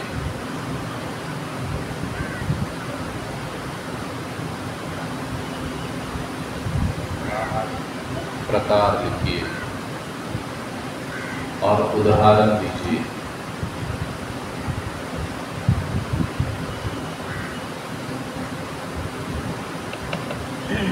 मनोवेग के 2 प्रकार लिखिए।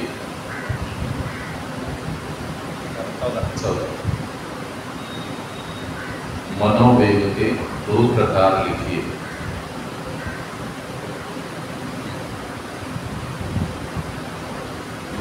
15 तपस्या किसे कहते हैं?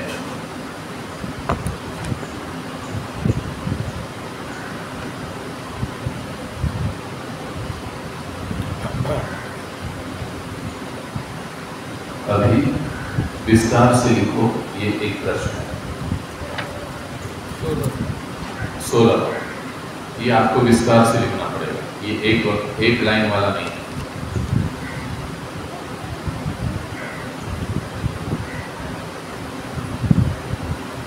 किस प्रकार के प्रायश्चित्त की, पहला प्रश्न, किस प्रकार के प्रायश्चित्त की परीक्षित महाराज ने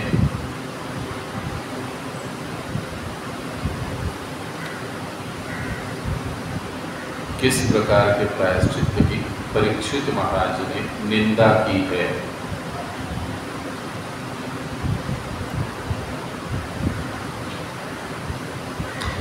उदाहरण के साथ लिखिए।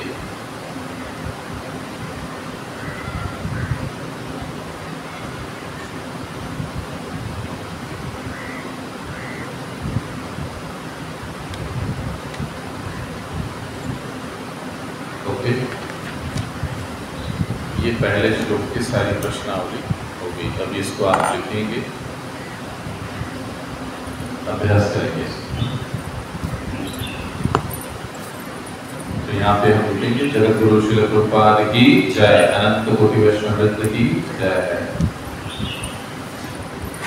अभी जो दूसरा श्लोक चालू होगा उसको थोड़ा पढ़ के आइए, अगली बार तो समझना आसान होगा।